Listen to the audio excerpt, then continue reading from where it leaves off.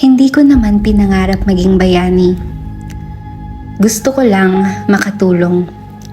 May mga babaeng hindi naka-cape, naka-uniforme sila. May mga babaeng hindi nakikita ang pagod dahil tinatakpan ito ng ngiti.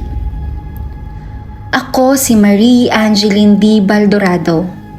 Ako ay babae, ako ay nurse. Maraming nagsasabi, mahirap ang trabaho namin. Totoo naman, may mga gabing walang tulog, may mga pasyenteng hindi na namin naililigtas, may mga pagkakataong pati kami gusto nang sumuko. Pero hindi pwede. Dahil sa bawat kama sa ospital, may isang ina, may isang anak, may isang pamilyang umaasa. Sa bawat tawag ng pasyente, sa bawat monitor na tumutunog, sa bawat emergency na hindi pwedeng maghintay, naroon ako. Dahil ang pagiging babae ay hindi kahinaan.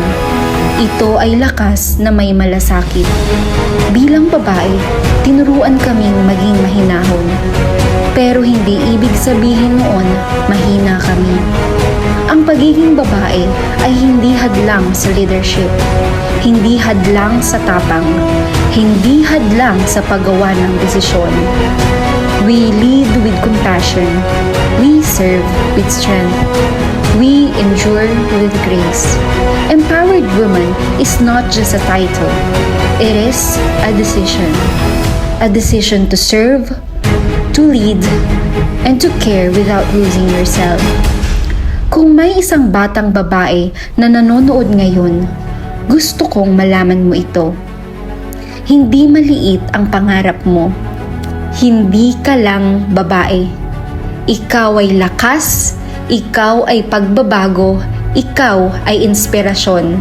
At sa bawat araw na pinipili mong bumangon, panalo ka na. Ang mundo ay hindi lamang para sa matitigas. Ito ay para sa matatapang. At ang tapang ng babae, tahimik man o maingay, ay kayang magligtas ng buhay. Sa likod ng uniforme, may pusong lumalaban. At sa bawat tibok nito, may inspirasyong pinapasa.